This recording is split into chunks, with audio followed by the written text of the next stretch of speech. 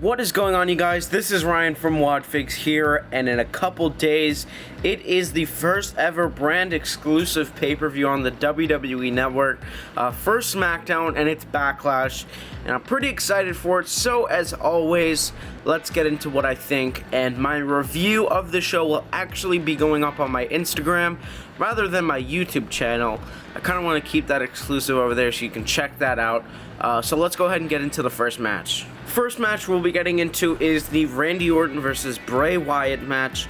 I'm not really sure why I'm not excited for this. I feel like this is a match that I'd really want to see. It's a match I've done before, even before they planned this out.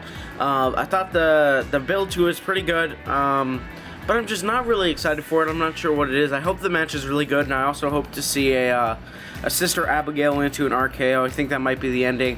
And I think that Randy Orton's going to be picking up the victory, as much as I think Bray Wyatt should win, because he just has a tendency to not win pay-per-views. I feel like coming off the defeat of Brock Lesnar, Orton will probably get his win back on Bray Wyatt. Next up, we have the Intercontinental Championship match where The Miz with Maurice will be taking on Dolph Ziggler. And I hate to sound so negative just like the last one, but this is another match I'm just not excited for. We've already seen this match a bunch of times. I believe in 2014 we had like a span of like maybe 2 or 3 pay-per-views where we saw this Intercontinental Championship match with the title flipping back and forth. So my hype for this match really isn't that big. And following that match with Dean Ambrose, I was pretty disappointing. I feel a lot lower on Dolph Ziggler than I normally would be.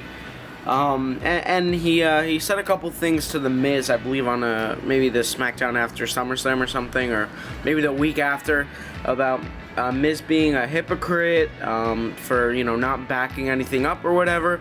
And I found that funny because this is coming from Dolph Ziggler, who claims to steal the show, and yet he had the most disappointing match at SummerSlam. But regardless, I think The Miz is winning. He's been on fire as of late. I don't think Dolph should take the Intercontinental Championship off him, and they should save it for a big return or a debut, like I said, I think, on my SummerSlam predictions. So unfortunately for Mr. Ziggler, he is going to take another L.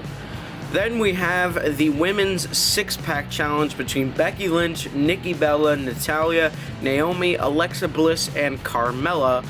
I think that's everyone. And I am really excited for this match. I hope it's really great. The one thing I really like about the SmackDown Women's division is girls like Becky, Natalya, and Naomi, who have never really been the lead star for the women's division. It just wasn't like that. Usually Sasha, Charlotte, and Nikki were the stars, and Carmella and Alexa too can win it. But I'm really pulling for either Becky, Natalya, or Naomi, who, like I said, have never really had that rub of being the #1 girl. And I do think Nikki is probably going to take it, but just for the sake of it, I'm going to go with what I really, really want to happen, and I'm going to predict that Becky Lynch takes the win and becomes the first ever SmackDown Women's Champion. I feel like this is what most people want to see. I don't have anything in me right now to want to see a Nikki Bella title reign, as much as I like her. But I could also see Carmella actually winning the title and feuding with Nikki over it, since they've been kind of building towards that. But I'm going with my heart, and I'm hoping Becky Lynch wins. Next up, we have a pretty weird tag team situation.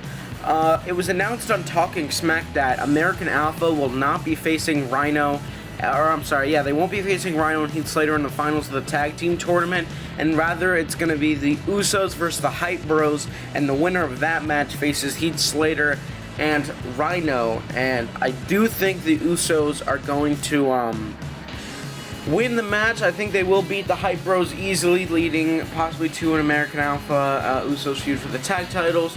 But a lot of people are thinking that there's a chance Kurt Hawkins possibly, Zack Ryder turns on Mojo Rawley, which would be awesome, even if he wasn't teaming with Kurt Hawkins.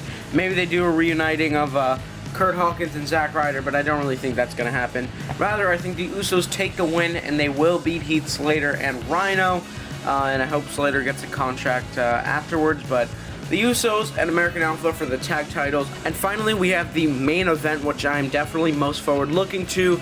The WWE Champion Dean Ambrose taking on AJ Styles. And if I'm going to be completely honest with you, as a really big fan of Dean Ambrose, who is probably my second favorite wrestler, maybe my favorite wrestler right now, I think his title reign has been pretty lacking. I don't know what it is about it. Just hasn't really lived up to maybe what I expected. Maybe Dean Ambrose just needs a refresh in character. I don't really know what it is, but I feel like coming off his victory off of John Cena clean at SummerSlam and the easily best match of SummerSlam and possibly match of the year, AJ Styles has to win this match. He is on fire. He can't be touched. He's been great in every aspect. Trying to make him stand up. He's been great at everything really lately. He'll fall down, doesn't matter. Just talking, match-wise, everything about AJ Styles lately has just been clicking, and I definitely think he should win the WWE Championship, and I think that's going to be awesome until John Cena comes back and beats him for the title. Thank you guys for watching my Backlash predictions. I hope you enjoyed. Stay tuned to the review on my Instagram, which should be going up right after. That title's not going to stay on him. Maybe that means something. And as always, stay tuned. Come on, to the next one.